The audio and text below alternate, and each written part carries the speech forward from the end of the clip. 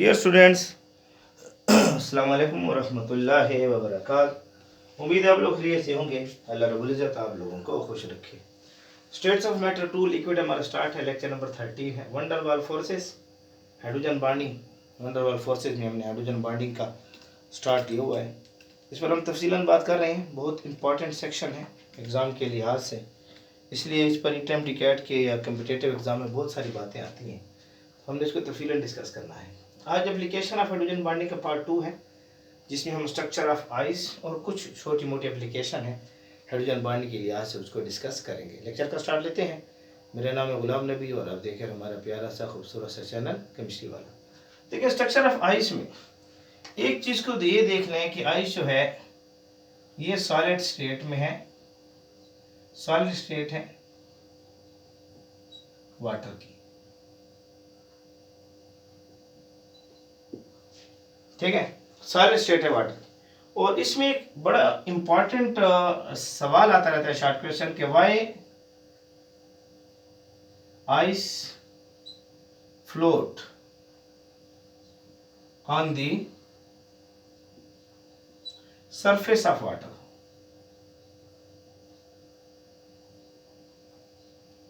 Why ice float या floats कर दें on the surface of the water, पानी की सतह के ऊपर बर्फ क्यों तैरती है। ये एक शॉर्ट क्वेश्चन बहुत इंपॉर्टेंट है। या इस पर सवाल आता है density of ice. Density of ice, ice की जो डेंसिटी है इसको डिस्कस करें। या डेंसिटी ऑफ आइस जो है लेस देन वाटर है। Why density of ice is a less than water, less than water. Why, बहुत सारे सवाल यहाँ हल होंगे। हालांकि आइस सॉलिड है और सॉलिड की डेंसिटी पानी से जो लिक्विड स्टेट में है इससे लेस क्यों हो गई। हालांकि पानी तो लिक्विड है, इसकी डेंसिटी को ज्यादा होना चाहिए था। बर्फ सॉलिड है, इसकी डेंसिटी को पानी जो है इसकी डेंसिटी जो है इसकी डेंसिटी को कम होना चाहिए था। वाटर लिक्विड, इसकी डेंसिटी को बर्फ से कम होना चाहिए था। बर्फ सॉलिड है, इसकी डेंसिटी को पानी से ज़्यादा होना चाहिए था। यहाँ उल्टा क्यों हुआ ये डिस्कस करेंगे। तो हमारे पास एक चीज़ तो आप याद रख लें कि जब भी हम टेम्परेचर को कम करते हैं डेंसिटी के लिए, सबसे पहले एक रूल आपको क्लियर हो, तो डेंसिटी के बारे में आपको क्लियर हो। डेंसिटी के बारे में, वो डेंसिटी है मास पर यूनिट वॉल्यूम। मास और वॉल्यूम की रिलेशनशिप को हम डेंसिटी का नाम देते हैं। ये डेंसिटी है। इस लिहाज से अगर आप चेक करें डेंसिटी जो है, डेंसिटी ये इनवर्स रिलेशन रखती है वॉल्यूम के साथ। ये इनवर्स रिलेशन रखती है वॉल्यूम के साथ। अब अगर हम टेम्परेचर को कम करते हैं, हमने टेम्परेचर को डिक्रीज किया, कम किया, टेम्परेचर को हमने कम किया। Let's suppose 80 degree centigrade temperature था वाटर का और वाटर लिक्विड स्टेट में है। टेम्परेचर को कम किया, मॉलिक्यूल करीब आएंगे। टेम्परेचर को हमने कम किया 70 डिग्री सेंटीग्रेड, मॉलिक्यूल करीब आए। टेम्परेचर को कम किया 60 डिग्री सेंटीग्रेड, मॉलिक्यूल करीब आए। 50 डिग्री सेंटीग्रेड, मॉलिक्यूल करीब आए। Molecules of water come close to each other. मुझे नजर आ रहा होगा, एक दूसरे के करीब आते रहे। जब मॉलिक्यूल करीब आते रहे तो वॉल्यूम डिक्रीज, वॉल्यूम कम होता रहा। डेंसिटी इंक्रीज, डेंसिटी बढ़ती रही। यानी हमने ये देखा कि वॉल्यूम आपके पास कम हुआ, डेंसिटी इंक्रीज, डेंसिटी बढ़ी। बर्फ को फ्लोट करने के लिए जरूरी है कि कोई भी चीज फ्लोट करती है, आपने फिजिक्स में इसको पढ़ा होगा, आर्शिमिदस प्रिंसिपल। कोई चीज़ पानी में फ्लोट करना चाहती है, उसकी डेंसिटी को पानी से कम होना चाहिए। आई रिपीट, कोई चीज़ पानी में फ्लोट करना चाहती है तो वो चीज़ जो पानी में फ्लोट करना चाहती है उसकी डेंसिटी को पानी की डेंसिटी से कम होना चाहिए। यहाँ पर जब हम पानी के मॉलिक्यूल्स को करीब लाते हैं टेम्परेचर कम करके, डेंसिटी बढ़ रही होती है क्योंकि वॉल्यूम कम आ रहा होता है। यहाँ तक के 10 डिग्री सेंटीग्रेड आ गया, यही प्रोसेस जारी है, यही प्रोसेस जारी है। वॉल्यूम कम हो रहा है, डेंसिटी इंक्रीज हो रही है। यहां तक के 4 डिग्री सेंटीग्रेड आ गया, यहां पर डेंसिटी मैक्सिमम हो जाती है।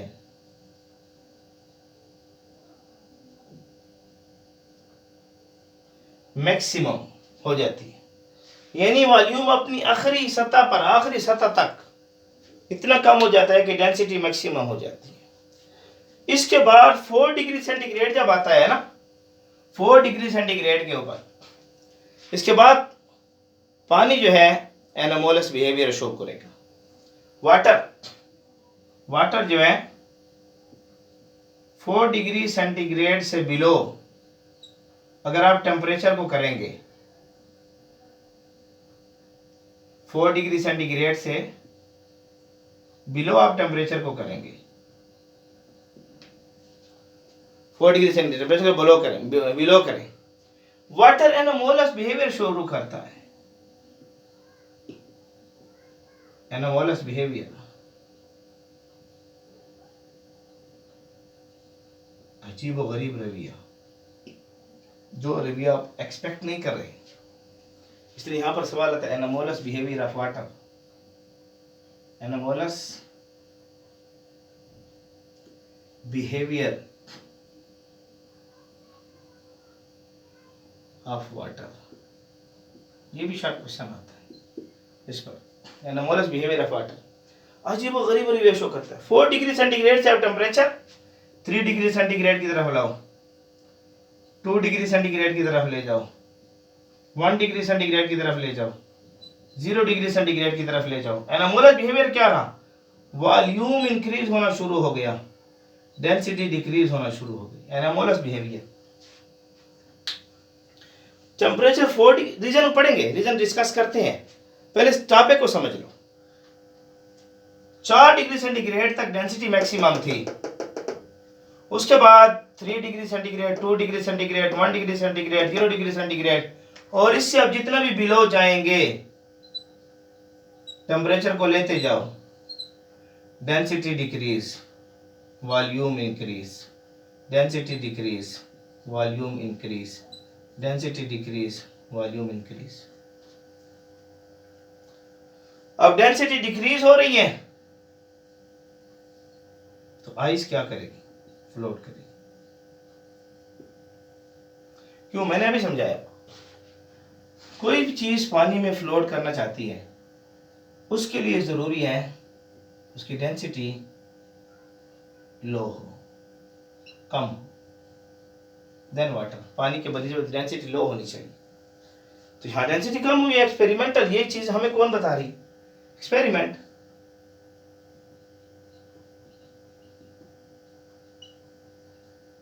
और केमिस्ट्री नाम है एक्सपेरिमेंट का, हम एक्सपेरिमेंट को मानते हैं।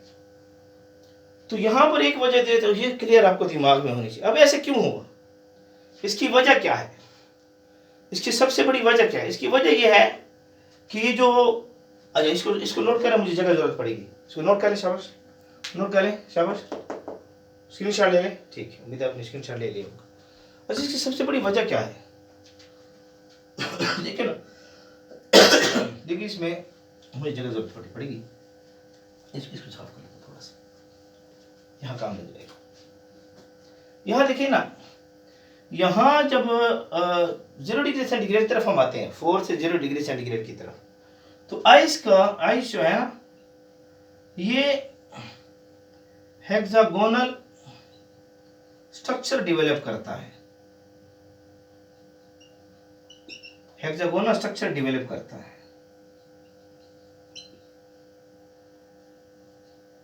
देखिए कैसे, इधर देखिए, ये ऑक्सीजन है, एक, ये ऑक्सीजन है, ये ऑक्सीजन है, ऊपर बनाओ थोड़ा सा जगह रखिए, ये ऑक्सीजन है, ये ऑक्सीजन है, ये ऑक्सीजन है, ये ऑक्सीजन है, ये ऑक्सीजन है और ये ऑक्सीजन है वाटर की। अब देखिए यहां पर एक हाइड्रोजन ऐसी है, एक हाइड्रोजन ऐसी है, यहां एक हाइड्रोजन ऐसी है, एक हाइड्रोजन ऐसी है, एक हाइड्रोजन ऐसी है H2O का, एक हाइड्रोजन ऐसी है, एक हाइड्रोजन ऐसे है H2O का, एक हाइड्रोजन ऐसे है, एक हाइड्रोजन ऐसे है H2O का, एक हाइड्रोजन ऐसे है, एक हाइड्रोजन H2O का ऐसे है ऑक्सीजन के साथ, एक ऐसे है, नजर आ रहा है। अब यहां पर लोन पेयर ऑफ इलेक्ट्रॉन है, इस वजह से यहां पर पैदा होगी हाइड्रोजन बॉन्डिंग। यहां लोन पेयर ऑफ इलेक्ट्रॉन है, hydrogen bonding, lone pair of electron है, hydrogen bonding, lone pair of electron है, hydrogen bonding, lone pair of electron है, हाइड्रोजन बॉन्डिंग। अब यहां पर पैदा होगी हाइड्रोजन बॉन्ड, और इस हाइड्रोजन बॉन्ड की वजह से यहां बनेगा हेक्सागोनल स्ट्रक्चर, ये वाटर का, यहां पर भी एक हेक्सागोनल स्ट्रक्चर बनेगा, इधर भी हेक्सागोनल स्ट्रक्चर बनेगा, इधर भी हेक्सागोनल स्ट्रक्चर बनेगा। अब यहां पर ये चार्ज जो है, यहां पार्शियल नेगेटिव चार्ज है, यहां पार्शियल नेगेटिव चार्ज, यहां पार्शियल नेगेटिव चार्ज है, यहां पार्शियल नेगेटिव चार्ज, तो जो है इस तरीके से यहां पार्शियल पॉजिटिव चार्ज है, ये पार्शियल पॉजिटिव चार्ज, ये पार्शियल पॉजिटिव चार्ज। स्ट्रक्चर जब करीब आते हैं ना ये, तो ये नेगेटिव नेगेटिव रिपल्शन करते हैं, पॉजिटिव पॉजिटिव रिपल्शन करेंगे, तो यहां पर एक खला पैदा होती है जिसको वाइड कहते हैं। वाइड स्ट्रक्चर ऑफ आइज में एक शॉर्ट क्वेश्चन पूछा जाता है, वाइड फॉर्मेशन को डिस्कस करें, वाइड को डिस्कस करें। यहां एक खला पैदा हो, इसको वाइड का नाम देंगे, खला पैदा होगी जिसके लिए हम वाइड का लफ्ज यूज करेंगे। क्या कल है ये खला पैदा, इसको वाइड का नाम देंगे हम, ठीक है। ये तो ये जब हम टेम्परेचर को 3 डिग्री सेंटीग्रेड से 2 और 1 की तरफ लाते हैं, 4 पर डेंसिटी मैक्सिमम हो जाती है। जितना हम टेम्परेचर को कम करेंगे ना, यानी हमने 3 डिग्री सेंटीग्रेड लाए, 2 डिग्री सेंटीग्रेड लाए, 1 डिग्री सेंटीग्रेड लाए, 0 डिग्री सेंटीग्रेड लाए, और उसके बाद नेगेटिव में टेम्परेचर गया, -1, -2, इस तरह गया, wide increase, hydrogen bond hexagonal structure बनाया, वाइड इंक्रीज, क्यों? सिमिलर चार्ज जो थे उन्होंने एक दूसरे को रिपेल किया,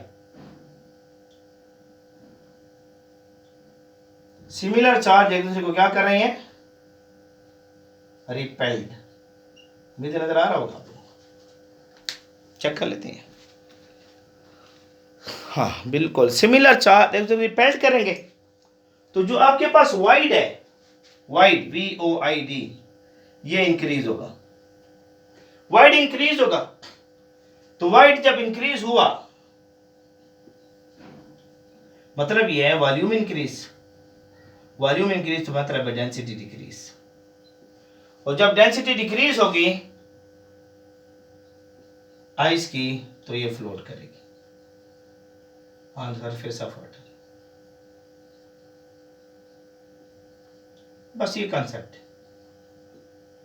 इसको एनोमोलस बिहेवियर ऑफ वाटर कहें, वाइड फॉर्मेशन कहें, हाइड्रोजन बॉन्डिंग की वजह से वाइड फॉर्मेशन होगी, खला पैदा होगी, वैक्यूम पैदा हो, खाली जगह पैदा होगी, डेंसिटी ऑफ वॉइस क्यों कम हो रही है, ये सारे इसी के साथ रिलेटेड। तो ये कंसेप्ट आपके दिमाग में होना चाहिए। ये इसके अलावा हाइड्रोजन बॉन्डिंग के और भी बहुत सारे एप्लीकेशन है, किताबें लगे हुए हैं। Cleaning action of soap and detergent, मुझे इसकी जगह जरूरत पड़ेगी, इसको नोट कर लें, सब स्क्रीनशॉट ले लें, स्क्रीनशॉट ले लें, यहां लिख लेते हैं। Cleaning action of, cleaning action, साफ करना, ऑफ सोप एंड डिटर्जेंट। साबुन और सर्फ जो हैं ये जो पानी की मदद से मैल के अंदर घुस जाते हैं, मैल को अपने अंदर हल कर लेते हैं। हाइड्रोजन बॉन्डिंग साबुन है, सर्फ है, मैल के अंदर घुस कर कपड़े में और जज़ब हो जाती हैं, मैल को अपने अंदर हल करते हैं हाइड्रोजन बॉन्डिंग की वजह से। और फिर उसके बाद जो है उस मैल के दाग को साफ कर देते हैं। क्लीनिंग एक्शन ऑफ सोप, ये भी इसकी भी रीजन क्या है, हाइड्रोजन बॉन्डिंग, ये भी इसकी एप्लीकेशन है, इसको नोट कर लें। जगह जरूरत पड़ी इसको, शाबाश, इसको साफ करूँ, नोट कर लें, स्क्रीनशॉट ले लें, ठीक है, मैंने अब स्क्रीनशॉट ले लिया होगा। अच्छा, ये क्लीनिंग एक्शन ऑफ सोप और डिटर्जेंट, इसको भी अच्छे तरीके से दिमाग में भी बिठा लें। ये भी हाइड्रोजन बॉन्डिंग की वजह से है। दूसरा जो है पेंट्स और डाइज का एडिसिव एक्शन है। पेंट्स और डाई का, पेंट्स है रंग जो दीवारों पर हम करते हैं, डाइस जो कपड़ों पर लगाते हैं, इनका जो एडिसिव एक्शन है, चिमटने वाले एक्शन, दीवारों के साथ लग जाते हैं, कपड़ों के साथ लग जाते हैं, इनके पीछे जो रीजन है हाइड्रोजन बॉन्डिंग। इसको अच्छे तरीके से दिमाग में रख लें। ये भी हाइड्रोजन बॉन्डिंग का एक यूज हमारे सामने है, इसको नोट कर ले, शाबाश। इसके अलावा sticking action of glue and honey, sticking action of glue and honey,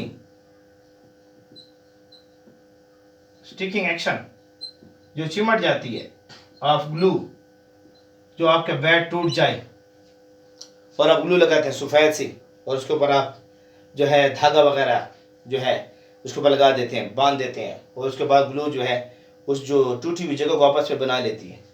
इस तरीके से हनी को आप देखते हैं, हनी ये भी चिमटती है, ग्लू की तरह सख्त तो नहीं है लेकिन चिमट जाती है हाथों के साथ। इसके पीछे जो रीजन है याद रख लें, हाइड्रोजन बॉन्डिंग।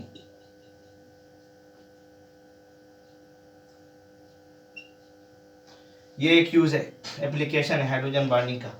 एप्लीकेशन एक और देख हाइड्रोजन बॉन्डिंग का, वो क्या है कि आपके पास जो है जो लार्ज मॉलिक्यूल है, कार्बोहाइड्रेट्स कार्बोहाइड्रेट्स कार्बोहाइड्रेट्स कार्बोहाइड्रेट्स जो आपके पास अल्कोहल है, अल्कोहल्स हैं, खुसूसन कार्बोहाइड्रेट्स, ये बहुत बड़े बड़े मॉलिक्यूल है, लार्ज मॉलिक्यूल है।